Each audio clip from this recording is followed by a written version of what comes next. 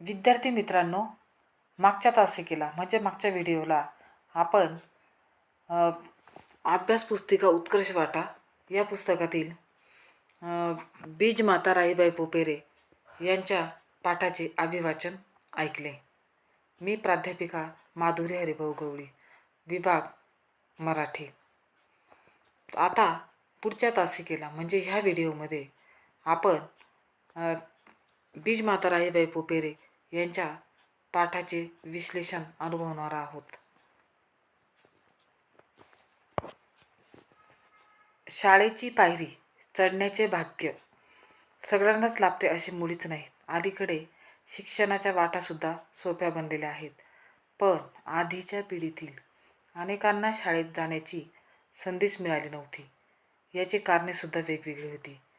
त्यांच्या मार्गातील अडथळे हे सुद्धा वेगवेगळे होते.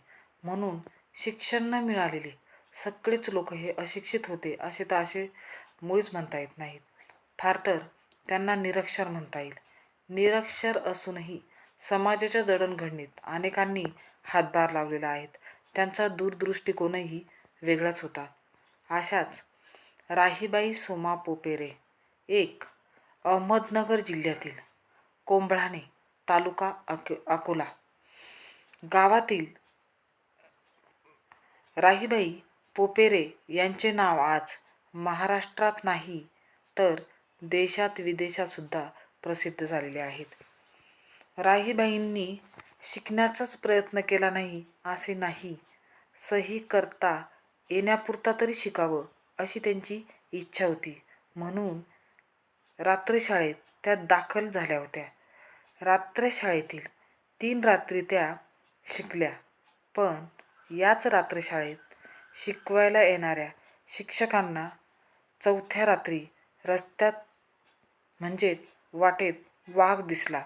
त्यावेळी त्यांनी जी धूम ठोकली तर ते पुन्हा रात्रशाळेकडे फिरकलेच नाहीत. त्यामुळेच राहीबाईंची शाळाही कायमची सुटली.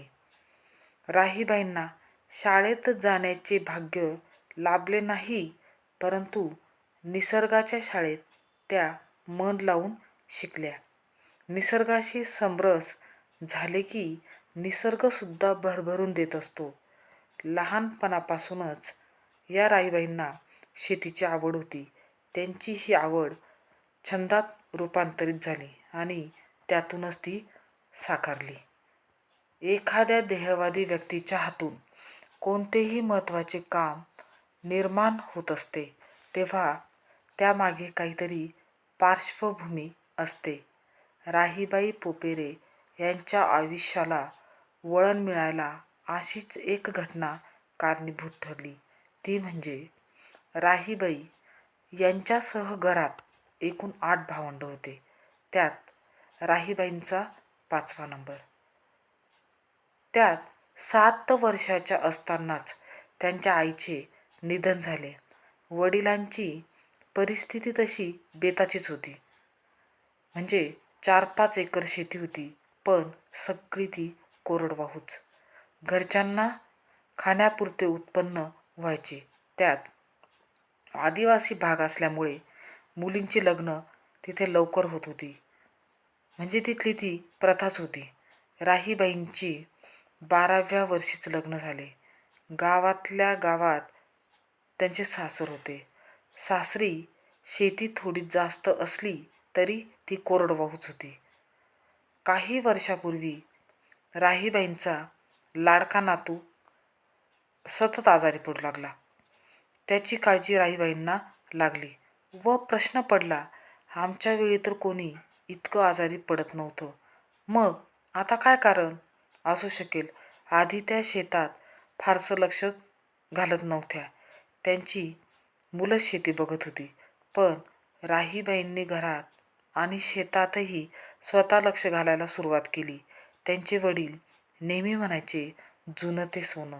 याचाच अर्थ राहीबाईंनी नीटपणे समजावून घेतला व मुलांना त्यांनी ठणकावून सांगितलं, इथून पुढे आपल्या शेतात हायब्रीड बियाणं चालणार नाहीत. मुलांनी आईला समजविण्याचा प्रयत्न केला. हायब्रीडच्या वापराने कसे उत्पन्न जास्त मिळते व त्याचा किती फायदा होतो हे पण पटवून देण्याचा प्रयत्न केला. पण राहीबाईंनी अजिबात ऐकलं नाही. त्या आपल्या निर्णयावर ठाम राहिल्या. मग मुलांनी आईचा मान राखला व व शेतात गावरान बियाणं वापरून शेती करायला त्यांनी सुरुवात केली. या शेतीचे लगेचच फायदे दिसू लागले आणि नातवाचा आजार तर दूरच पळाला. घरातील लोकांना अधूनमधून येणारे काही आजार होते ते सुद्धा कमी झाले. यातूनच राहीबाईंना वाटले आपले काम आता अधिक लोकांपर्यंत पोहोचविण्याचा त्यांनी विचार पण केला आणि ती गरज आहेत असे त्यांनी समजले. त्यांनी बचत गटातील महिलांना माहिती दिली आणि विशेष म्हणजे या बचत गटाच्या माध्यमातून गावकऱ्यांना, नातेवाईकांना सेंद्रिय शेतीचे महत्त्व पटवून द्यायला त्यांनी सुरुवात केली. यातच राहीबाईंनी बायफ या संस्थेची साथ मिळाली. या बायफ संस्थेशी सगळे बचत गट जोडलेले होते. या माध्यमातूनच त्यांनी देशी बियाणांचा प्रसार व प्रचाराचे कार्य सुरू केले. त्यांच्या या कार्याला एक वेगळीच दिशा मिळाली आणि या माध्यमातूनच राहीबाईंनी देशी बियाणांची बँक सुरू केली. अशा तडजोड परिस्थितीतनं त्यांनी आपली बँक उभी केली. राहीबाईंच्या या बँकेचे नाव आहे बीज बँक. या बियाणे बँकेत 54 पिकांचे 116 जातीचे वाण जमा झाले आहेत. भाताच्या 16 जाती त्यांच्याकडे आहेत. उदाहरणार्थ रायभोग, जिरवेल, वरंगळ, कोळपी, ढवळू भात, काळ भात, आंबेमोहोर हे नावंसुद्धा त्या पटापट सांगतात. व त्या म्हणतात रायभोग हा तांदूळाचं बी इथे जर लावलं तर 1 किलोमीटरपर्यंत त्याचा सुवास पसरतो. आणि विशेष म्हणजे आरोग्यासाठी सुद्धा त्या सांगतात गरोदर स्त्रियांना खोबरं खारकांनी जितका पौष्टिकपणा मिळतो तेवढाच ढवळू भात म्हणजे ढवळू तांदूळाचा जो प्रकार आहे तो देत असतो. आईला दूध कमी असले तर याच भाताची पेज बाळाला देतात. आज सद्यस्थितीला गरोदर स्त्रियांनी किती गोळ्या औषधं दिली जातात, पण याच राहीबाई गावरान पद्धतीचे किती गुणवैशिष्ट्ये सांगतात. याच बीज बँकेत रानभाज्यांच्या बियासुद्धा आहेत.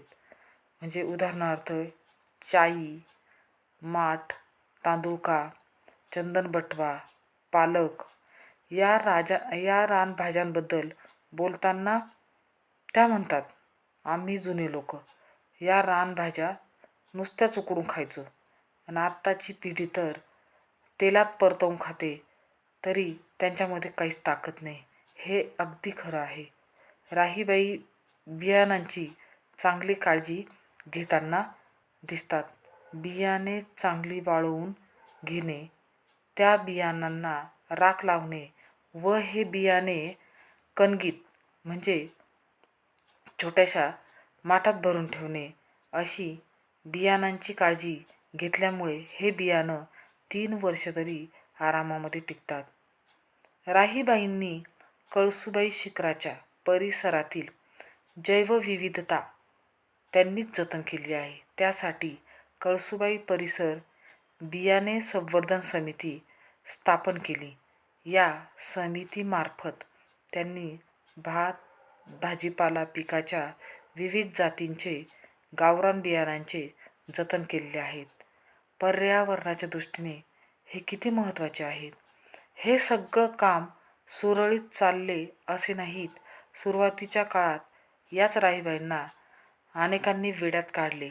लोकांकडून अनेक प्रकारची बोलणी त्यांना ऐकावीसुद्धा लागली. पण त्यांनी मार्ग अजिबातच सोडला नाही. सुरुवातीला या बियाणांचा वापर फक्त घरापुरताच मर्यादित होता. आता 10 गावचे लोक मिळून हे काम करतात. या सगळ्यांनी मिळून 300 वाणांची जमवाजमव केलेली आहेत. या बियाणांमध्ये काही वाण नामशेष होण्याच्या मार्गावर होते. ते त्यांनी जतन करून पुन्हा त्याचे संवर्धन केले. त्यामुळे पुढच्या पिढीतील लोकांनाही चांगले अन्न मिळू शकणार आहे. आपली काळी माती आपल्याला पोसते, आपले जतन करते, अन्नधान्य देते. पण याच काळ्या मातीत आपण हायब्रिड बियाणांसाठी रासायनिक खतांचा अतिवापर करून आपणच आपली काळी माती नासवलेली आहेत. याच उलट जर आपण गावरान शेती केली तर गावरान बियाणांना फक्त पाणी आणि शेणखत किंवा गांडूळ खत एवढंच बास होतं आणि विशेष म्हणजे आपल्या ताकदीवर ते वाढतं, आपल्या मनगटात ते बळ देतं. आजकाल हायब्रिड बियाणांच्या अतिवापरामुळे धान्य व औषधी वनस्पतींच्या असंख्य जाती नष्ट होण्याच्या मार्गावर आहेत. शिवाय आपली शारीरिक क्षमता सुद्धा कमी झालेली आहे. वेगवेगळे आजार झाले आहेत. हायब्रिड बियाणं तयार करण्यासाठी चक्क 10 वर्षे लागतील, पण नैसर्गिक गावरान बियाणे तयार करायला व्हायला हजारो लाखो वर्षे लागली. विशेष म्हणजे हा निसर्गाने दिलेला अनमोल ठेवाच आहे. गावरान वाण हे शोधायचे, त्याची लागवड करायची, त्यांच्या बिया काढून त्यांची साठवणूक करायची, त्यातील काही बियाणे इतरांना पेरणीसाठी द्यायच्या आणि त्यांच्या या माध्यमातून पुन्हा बियांचे संकलन करायचे. अशा पद्धतीने राहीबाईंच्या बीज बँकेचा विस्तार सुरू असतो. विशेष म्हणजे नाशिक आणि अहमदनगर जिल्ह्यातील सुमारे 400 एकर जमिनीवर त्यांच्या प्रेरणेतून गावरान वाणांची शेती केली जाते.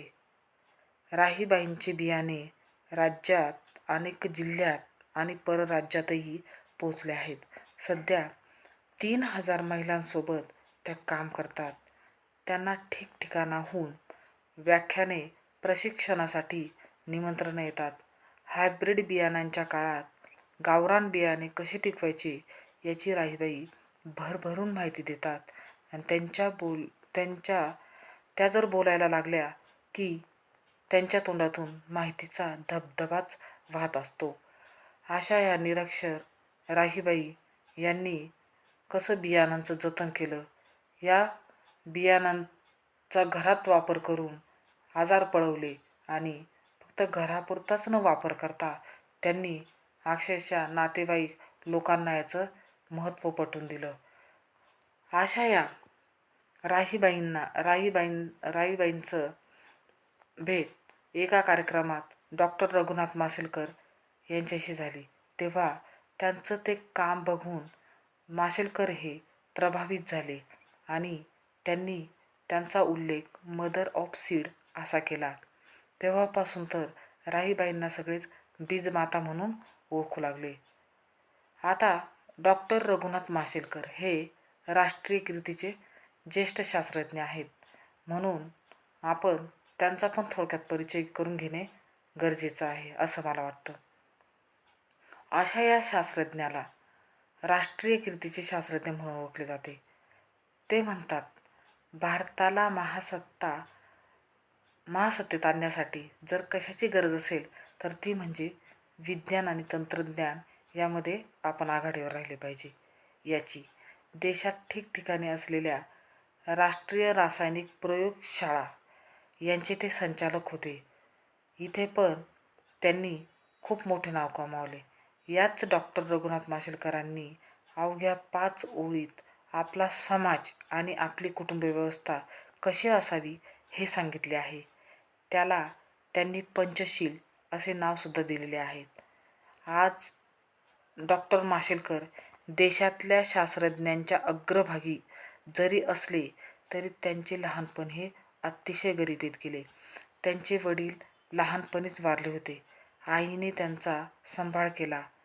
अक्षरशः महानगरपालिकेच्या दिव्याखाली बसून त्यांनी रात्रीच्या वेळी अभ्यास केला आणि शाळेत जाताना कित्येक वेळा त्यांच्या पायात चप्पल देखील नसायची. पण त्यांच्या आईने त्यांच्या अभ्यासाकडे खूपच लक्ष दिले. माझ्या आईमुळेच मी प्रगती करू शकलो आणि आज ज्या मोठ्या मोठ्या पदांवर आहे ते फक्त आईमुळेच, तिने दिलेल्या संस्कारांमुळेच. त्यांनी ही आईला प्रेमाने सांभाळले. एवढ्या मोठ्या पदावर आहे तरी एवढासा अहंकार नाही. स्वभावाने ते अतिशय शांत आहेत. त्यांना अनेक पुरस्कारांनी सन्मानित केले गेले आहेत. असे हे डॉक्टर माशेलकर. आणि याच डॉक्टर माशेलकरांनी त्यांना मदर ऑफ सीड अशी दिली, म्हणजे बीजमाता म्हणून पदवी दिली.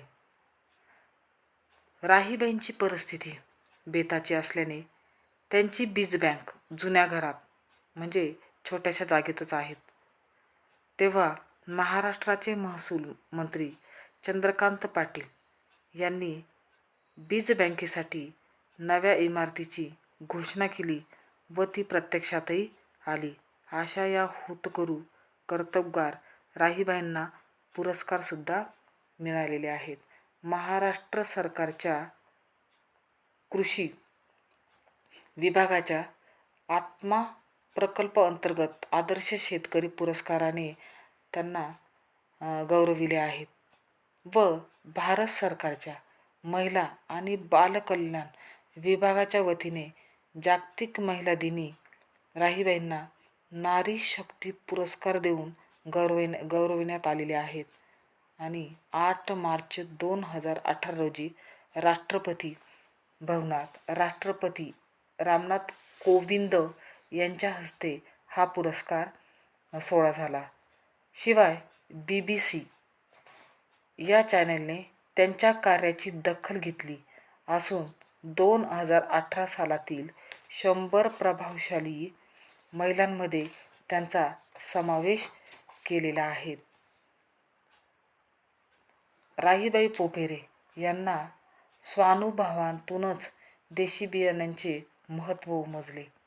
त्यानंतर त्यांनी संकरित बियाणांना विरोध करीत देशी बियाणांची बँक स्थापन केली. गुणवत्तापूर्ण देशी बियाणांचे त्यांनी जतन केले. संवर्धन आणि प्रसार करण्याचे महत्त्वपूर्ण कार्यसुद्धा त्यांनी केले. या कार्यासाठी इतरांना प्रोत्साहित करण्याचे कार्य केले. राहीबाईंचा हा प्रवास उत्कर्षाच्या रूढ वाटा सोडून जाणार आहेत. त्यांना पर्यावरण संवर्धनाचे, जैवविविधता जपण्याचे कार्य उभे केले. स्वतःची आवड आणि आपल्याभोवती असणाऱ्या जीवनाच्या गरजेतून राहीबाईंचे कार्य उभे राहिले आहेत. राहीबाईंच्या कार्यातून शिक्षण आणि शहाणपण, उत्पादन आणि निर्मिती, व्यावसायिकता आणि नैतिकता अशा मूल्यांची ओळख आपल्याला होताना दिसते. म्हणून शुद्ध बीजापोटी फळं रसाळ गोमटी असे संत तुकारामांनी म्हटलेले आहेत. त्याची शब्दशः प्रचिती राहीबाईंचे कार्य पाहिल्यानंतरच येते. अशा पद्धतीने या व्हिडिओमध्ये बीजमाता राहीबाई पोपेरे यांचा पाठ संपला. पुढच्या तासिकेला म्हणजे व्हिडिओ क्रमांक 5मध्ये आपण उत्कर्ष वाटा या पुस्तकातील चला जरा काम करू या पाठाचे अभिवाचन करणार आहेत. या पाठाचे लेखक आहेत राजेश मंडलिक. धन्यवाद.